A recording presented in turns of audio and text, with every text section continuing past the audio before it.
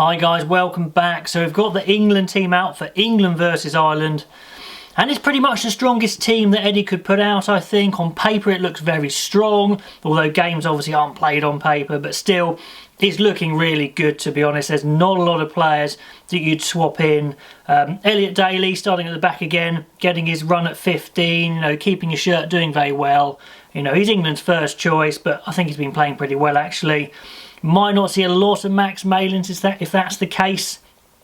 If Malins was to get on, I think that Daly would move to the wing and Malins would go into fullback. And that will probably depend how well Jonathan Joseph goes on the right wing here. Had a bit of a back spasm, looks like he's okay. I imagine England will use him and roam off the wing like an extra centre, linking play. But he's not a regular winger, so Ireland may decide to test him out, we will see. Then in the centres, they're sticking with Ollie Lawrence at 13, Henry Slade at 12.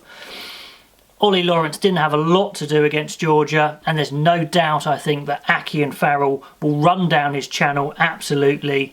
But I want to see him make some of his big attacking lines that he's so well known for. Similar with Henry Slade, I'm pretty sure you'll have Bundee Aki running down his channel as well, so it's quite a big test for those two defensively, although you'd expect them to do some really good stuff in attack. Then Johnny May will be looking to get back on the score sheet. Hasn't scored for a while, so he'll be keen to get back on there. Owen Farrell at 10, again hasn't looked great so far, but he hasn't had a lot of rugby since his ban actually. So I expect him to get better in this championship. Then Ben Youngs, and Ben Youngs and Robson on the bench does look a better combo than having Hines on the bench, with Robson finishing. He's a quick sniper, so that kind of makes sense. Now, I wondered in the front row if they'd stick with either Genge and Stewart, or at least one of them, but no, they've gone back to their, traditionally first choice pairing of Mako Vunipola and Carl Sinclair. If the scrum starts struggling, we may see Stewart or Genge fairly quickly, but hopefully no need for that. In the second row, who goes with Maro Itoje? Well, I think in the long run, Johnny Hill is the talent there, but they've gone for Launchbury, had a very good game versus Georgia, add some physicality and experience, so he gets the nod, so that's good for him. And then your standard first choice back row that Jones really places a lot of trust in. Curry, Curry's always going to start, but it's probably who goes with him. Was it Willis? Was it Underhill or Earl? It is Underhill. Earl's on the bench, which makes the most sense because he covers the most positions. But good to have all those options. Lots of good quality flankers. And then Billy, who I actually thought had a decent game versus Georgia. Hopefully he can continue to build. Mentioned most of these guys on the bench already, although George Ford does come back onto the bench, only just having recovered from his, I think it's an Achilles issue, so they're clearly desperate to get him back in. The way he runs that attack, we may see the 4-10 Farrell 12 axes at some point. And then Malins rounding it off. So let me know what you think of that team. Is it the strongest he could have picked? I'd pretty much say yes, but let me know. Then we have the Wales team versus Georgia. Now he's definitely rotated the squad here. He hasn't picked his first choice team. He stuck to his plan. He's rotating the squad.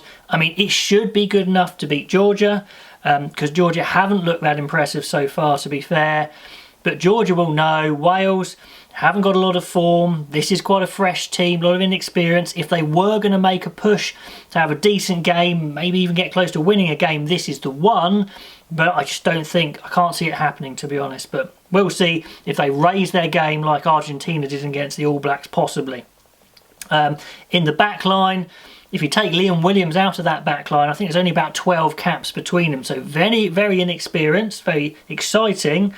But if you look at the front five as well, there is a nod towards Georgia here. They've gone for a big front five with Wyn Jones and Samson Lee, probably their biggest scrummagers, best scrummagers. Elliot D gets a chance at hooker because that really is up for grabs. Then Jake Ball and Seb Davis are both big guys. Seb Davis sounds like he's been around for a while. We've heard his name for a while, but he's only 24. Alan Wyn Jones won't be around forever, so can this guy step up and take that second row spot? I don't know. I haven't seen anything to say yes at the moment, but big chance for him here. Then one big change in the back row. We've got James Botham come in, grandson of Ian Botham, so clearly he's going to get a lot of press coverage. Just be interesting to see how he goes. I haven't really watched him. Let me know what you think he's like if you have. Then Tipperick's the captain at 7. Then Wainwright at 8. You know, again, one of these youngsters that needs to step up, become that next generation. You know, Toby Faletau again won't go on forever, so you know he needs a big game probably. Hardy does get his run at 9, like I thought he might, just to give him a chance. And then paired with Sheedy, obviously it's a completely new pairing. Lots of talent, but again, untried at international level.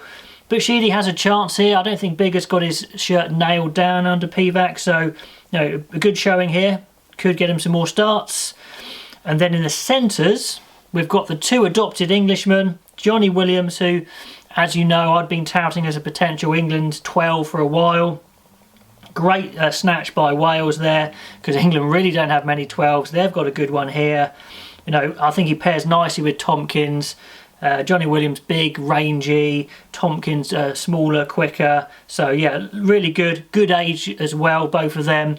Got a chance of breaking into this team, they really do. And then in the back 3, we finally get to see Louis Rees-Zammit. Fantastic, he gets his start. Can he get him some ball? We just want to see what he can do in a Wales jersey. That's exciting. The informed Johnny Mcnichol, just coming back from injury, looked really good in his game back. Like I mentioned, I'd have had him in. He is in. I think I had him on the bench actually. And they've moved Liam Williams to 15, which could be a long-term move. In my opinion, I think it probably should be actually. And on the bench, this is where I think Wales are a little bit weaker. I don't see a huge amount of impact from this bench. I'm not overly excited by it. Reece Webb possibly could add some impact, but you know, Jonah Holmes, maybe Corey Hill, I don't know, but we'll see. We'll see. It should be good enough to beat Georgia. They need a win. To be fair to Pivac, he's stuck to his guns. He's obviously probably had this in mind the whole time to rotate his whole squad. But let's see how they go. Lots of places up for grabs. And if they did lose or have a poor performance, then I'm sure they would be in for a lot of criticism. But they should win comfortably. Let me know what you think of the team and what's going to happen.